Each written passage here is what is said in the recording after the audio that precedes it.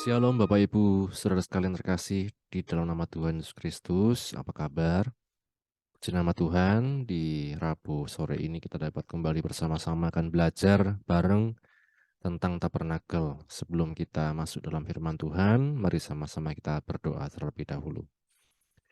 Bapa, kami bersyukur untuk kesempatan yang Kau beri kepada kami. Di sore hari ini kami akan belajar dari firman-Mu. Bukalah hati kami, pikiran kami, dan mampukan kami, ya Roh Kudus, untuk menjadi pelaku firman-Mu. Kami bersyukur. Ini doa kami, di dalam nama Tuhan Yesus kami berdoa, haleluya. Amin. Puji Tuhan, Bapak Ibu Saudara sekalian, kita akan meneruskan pembelajaran kita tentang tabernakel. Di waktu yang lalu, kita sudah belajar sampai di pintu tirai, ya, dan di Rabu ini kita akan sama-sama belajar tentang tabut perjanjian. Namun sebelumnya Bapak Ibu, kita akan kembali mereview, mengulangi apa yang sudah kita pelajari.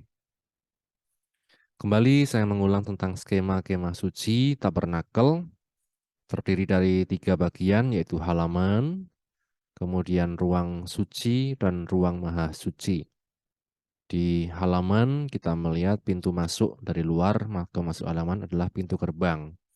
Ini menandakan kalau dalam arti rohani percaya kepada Tuhan Yesus Kristus sebagai Tuhan dan Juru Selamat. Masuk di halaman ada mezbah korban bakaran, di situ berbicara tentang pengorbanan Yesus. Dia menjadi korban yang sempurna untuk kita sekalian, ya, menebus dosa, memperdamaikan kita dengan Bapa di sorga. Kemudian masuk lagi dikatakan kolam pembasuhan atau bejana pembasuhan. Nah, di sini kita melihat ada air, ya, yang dihubungkan dengan baptisan air. Satu tanda, satu komitmen kita untuk meninggalkan manusia lama dan masuk di dalam satu kehidupan yang baru, mengenakan manusia baru di dalam Kristus Yesus yang terus-menerus diperbaharui sesuai dengan gambar kaliknya, gambar pencipta kita. Untuk masuk ruang kudus dikatakan kita masuk di pintu kemah di sini. Seringkali ini juga dihubungkan dengan baptisan Roh Kudus. Dikatakan kita hanya bisa hidup kudus secara hidup sehari-hari, ya Bapak Ibu, maksudnya adalah dengan tuntunan Roh Kudus, dengan tuntunan firman Tuhan, ya, yang terus diingatkan oleh Roh Kudus. Itu sebabnya di dalam ruang kudus ada meja roti sajian. Ini hubungannya dengan roti, adalah roti hidup, adalah juga firman dalam kehidupan kita pribadi lepas pribadi. Kemudian kandil atau pelita emas berhubungan dengan juga terang, kita menjadi terang oleh tuntunan Roh Kudus yang memenuhi setiap kehidupan kita. Dan masuk lebih dalam lagi ada mezbah dupa atau mezbah emas. Di sini hubungannya adalah doa penyembahan kita kepada Tuhan yang hendaknya dinaikkan terus-menerus, bukan hanya waktu di gereja, bukan hanya waktu ibadah, tapi juga waktu kita ada di rumah dalam kehidupan sehari-hari. Hati kita, pikiran kita terus terkoneksi, terus terhubung dengan Tuhan. Kemudian yang lalu kita belajar tentang pintu tirai, ya, yang merupakan bahasanya perobekan daging. Bagaimana kita tidak lagi menonjolkan ego kita, tetapi mau untuk dibentuk, mau untuk bahkan ada saatnya tersakiti, disakiti, karena seperti Tuhan Yesus dikatakan ketika dia disalib, ya, pintu tirai ini robek menjadi 2, terbelah, yang menandakan kita dapat berhubungan masuk kepada Bapa. Ya, di sini ada tabut perjanjian, tabut hukum Allah yang menandakan kemuliaan Tuhan, kemuliaan Bapa di surga. Kita dapat masuk hanya oleh karena korban Kristus. Jadi pintu tirai yang kita pelajari Rabu yang lalu Bapak Ibu seperti ini, ya, terdiri dari tirai dan 4 tiang-tiangnya. Ada 4 tiangnya, dibuat dari lenan halus yang dipintal, disulam benang biru, ungu, dan merah, dan ada gambar kerup hasil pekerjaan ahli. Ukuran 10 hasta, panjang 10 hasta, lebar 10 hasta, digantung di bawah gesper emas atau pengait, ya, dari tenda kemah. Tiang-tiangnya dari kayu penaga diselot emas. Tiap tiang punya kaki dari perak yang beratnya masing-masing 1 talenta. Kaitannya dari emas semua. Nah, arti rohaninya, garis besarnya tirai ini adalah tubuh Tuhan Yesus yang telah dikorbankan, yang telah pecah. Ya, dalam bahasanya Ibrani di Ibrani 10 ayat 20 atau di Filipi 2 ayat 8 dia yang dikatakan tidak menganggap kesetaraan dengan Allah sebagai milik yang harus dipertahankan, melainkan mengosongkan diri dan menjadi sama dengan manusia. Kemudian sebagai penerapan dalam hidup sehari-hari, tirai ini daging mati dan kita lahir menjadi sempurna dalam satu kehidupan yang baru. Ya, karena kita sudah dikatakan tirai itu terbelah, ya artinya kita pun mau untuk dalam hidup ini mematikan keakuan, ego kita, dan segala macam hal yang seringkali kita banggakan. Apakah kita sadar bahwa Yesus adalah jalan masuk kepada Bapa? Yesus mempersembahkan tubuhnya, Yesus memberi teladan tentang kematian daging, dan kita pun bersatu dengan kematian dan kebangkitannya. Ini yang kita peringati dan kita rayakan dalam Paskah dan juga Jumat Agung ya.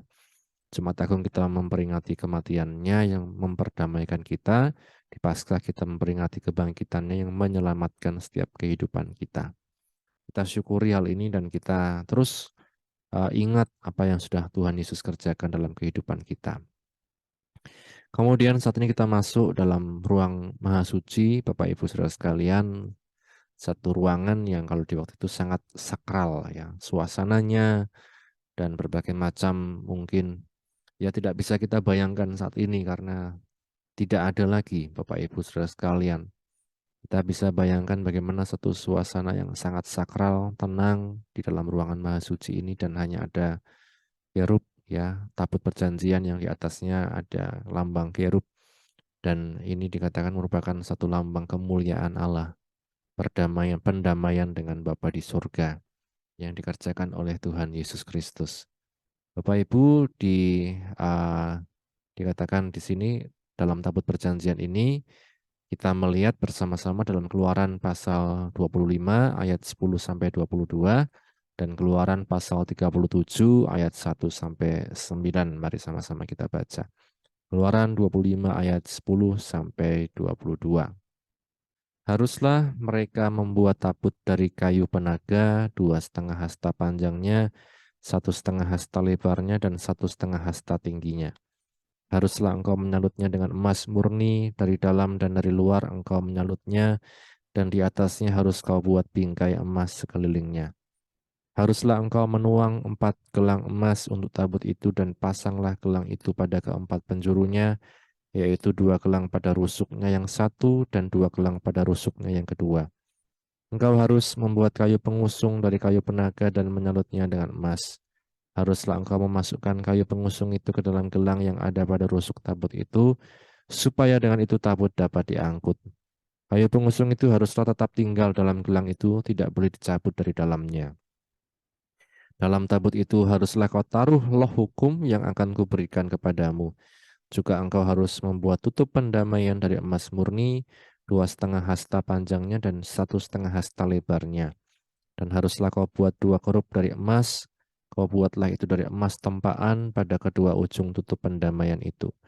Buatlah 1 kerup pada ujung sebelah sini dan 1 kerup pada ujung sebelah sana, seiras dengan tutup pendamaian itu haruslah kamu buatlah kerup itu di atas kedua ujungnya.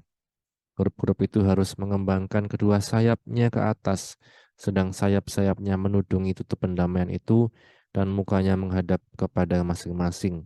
Kepada tutup pendamaian itu, itulah harus menghadap muka kerup-kerup itu. Haruslah kau letakkan tutup pendamaian itu di atas tabut, dan dalam tabut itu engkau harus menaruh loh hukum yang akan kuberikan kepadamu. Dan di sana lakukan bertemu dengan engkau, dan dari atas tutup pendamaian itu, dari antara kedua kerup yang di atas tabut hukum itu, aku akan berbicara dengan engkau tentang sesuatu yang akan kuperintahkan kepadamu untuk disampaikan kepada orang Israel. Lalu eksekusinya kita melihat di Keluaran pasal 37, mulai ayat 1. Keluaran 37 ayat 1, Besaleel membuat tabut itu dari kayu penaga, 2,5 hasta panjangnya, 1,5 hasta lebarnya, dan 1,5 hasta tingginya. Disalutnya lah itu dengan emas murni dari dalam dan dari luar, dan dibuatnyalah bingkai emas sekelilingnya. Dituangnyalah 4 gelang emas untuk tabut itu pada keempat penjurunya, yaitu 2 gelang pada rusuknya yang satu dan 2 gelang pada rusuknya yang kedua. Dibuatnyalah kayu pengusung dari kayu penaga dan disalutnya itu dengan emas. Dan dimasukkannya kayu pengusung itu ke dalam gelang yang pada rusuk tabut itu supaya tabut dapat diangkut. Dibuatnyalah tutup pendamaian dari emas murni, 2,5 hasta panjangnya dan 1,5 hasta lebarnya. Dibuatnyalah 2 kerup dari emas tempaan dibuatnya itu pada kedua ujung tutup pendamaian itu, 1 kerup pada ujung sebelah sini dan 1 kerup pada ujung sebelah sana, seiras dengan tutup pendamaian itu dibuatnya kerup itu pada kedua ujungnya. Kerup-kerup itu mengembangkan kedua sayapnya ke atas, sayap-sayapnya menudungi tutup pendamaian itu, dan mukanya menghadap kepada masing-masing kepada tutup pendamaian itulah menghadap muka kerup-kerup itu.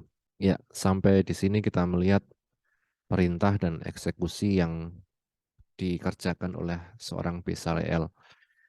Tuhan memerintahkan, disampaikan kepada Musa, kemudian Besaleel mengeksekusi.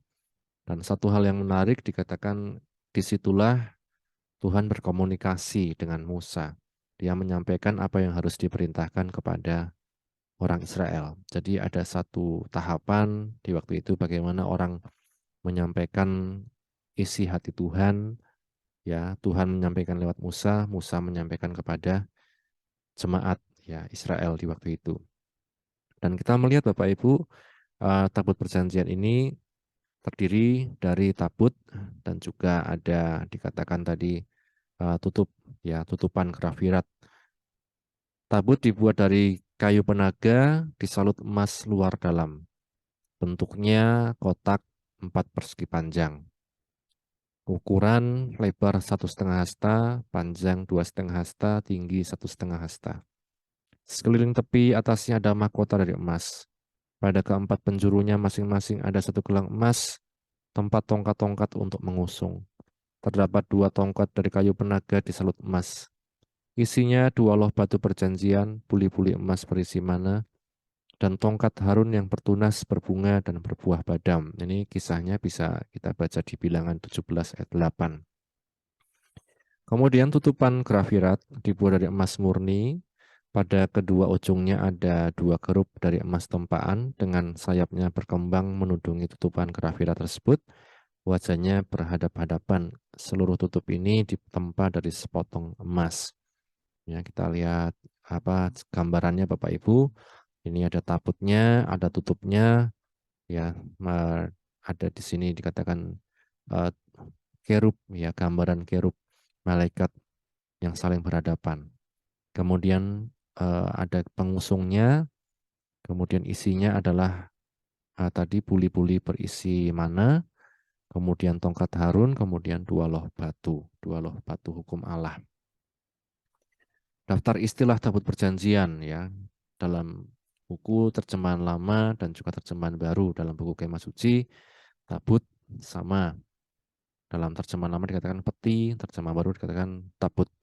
Ya, tabut perjanjian, peti asyahadat, tabut hukum, kayu penaga, kayu penaga, kayu penaga sama semua emas, emas dan emas. Mahkota di terjemahan lama dikatakan karangan, di terjemahan baru dikatakan bingkai. Kemudian gelang, tuang, dan penjuru sama semua.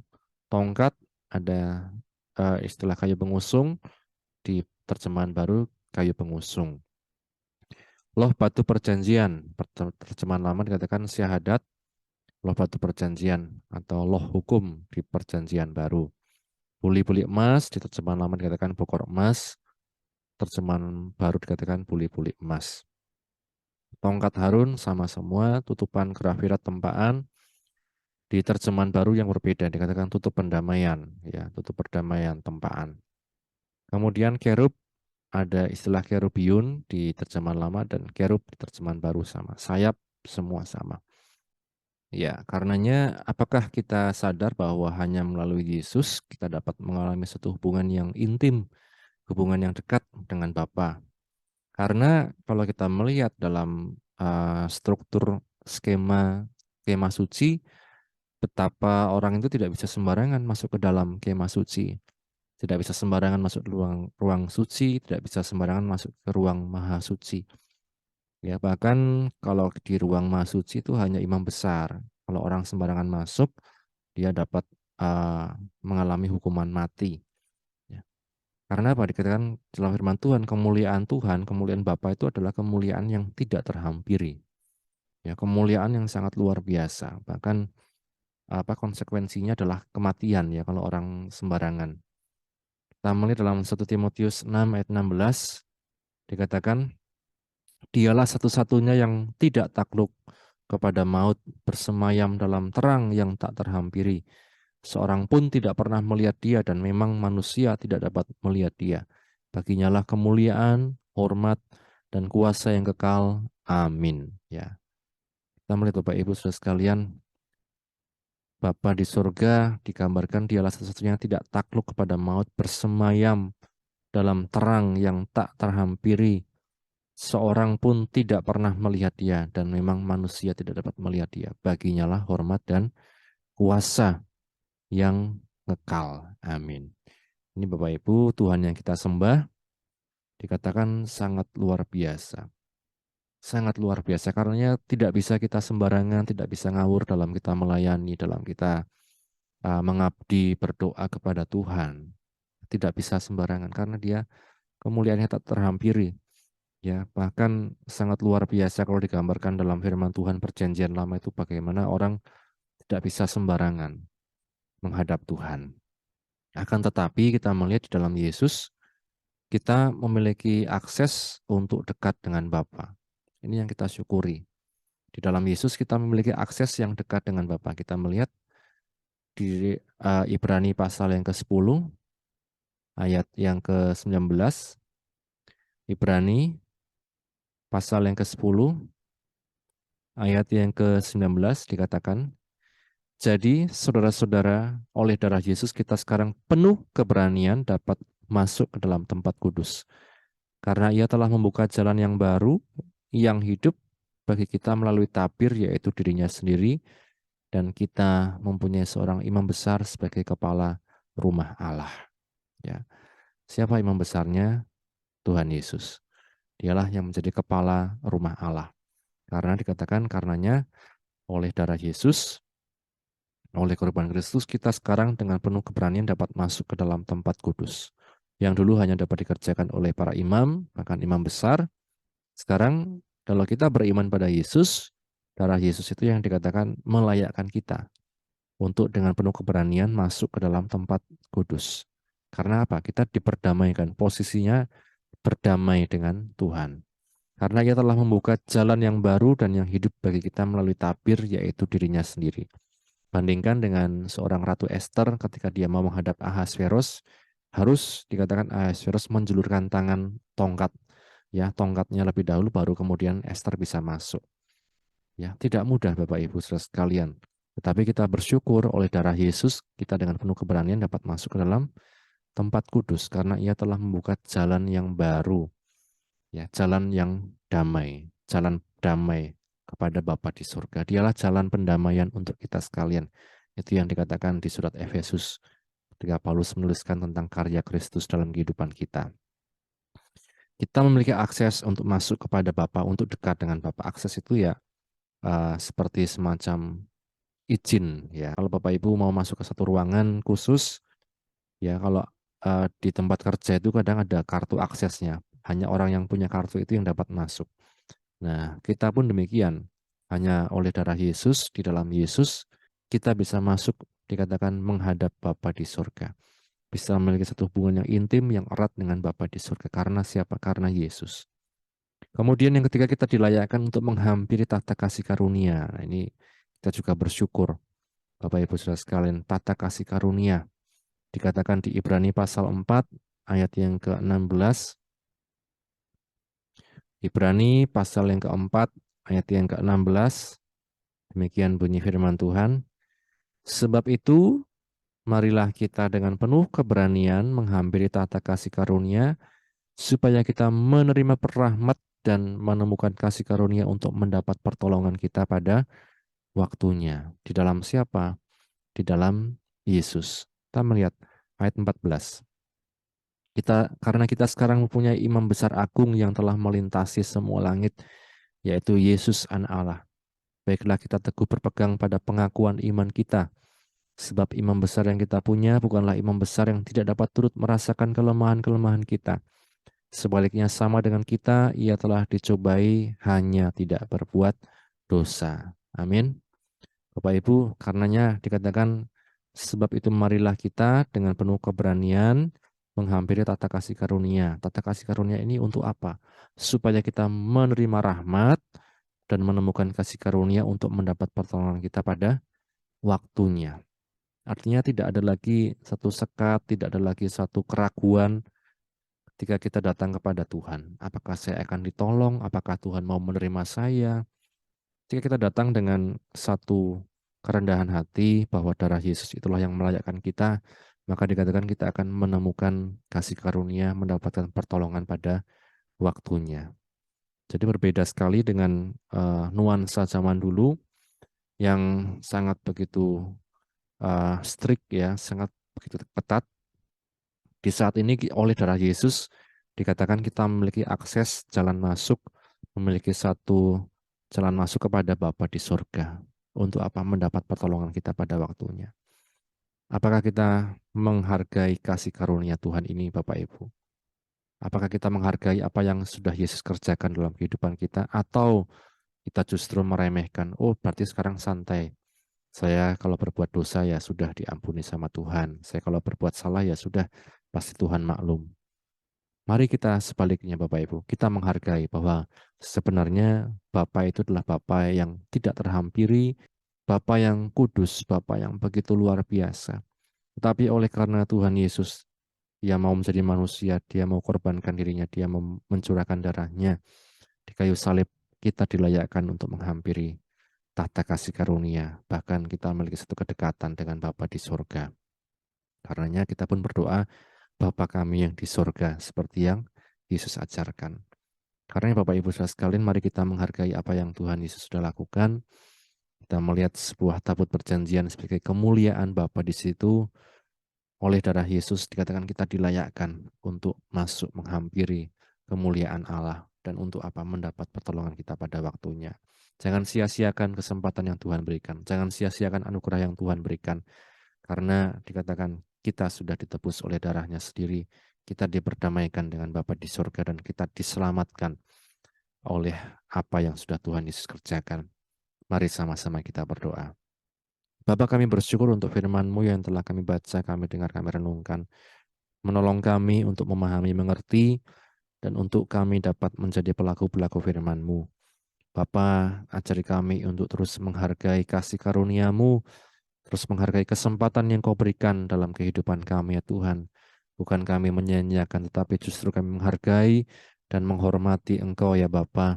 Bapa yang penuh kasih, dan di sisi lain Bapa juga yang tak terhampiri, yang hanya dapat kami hampiri oleh karena Tuhan Yesus sendiri.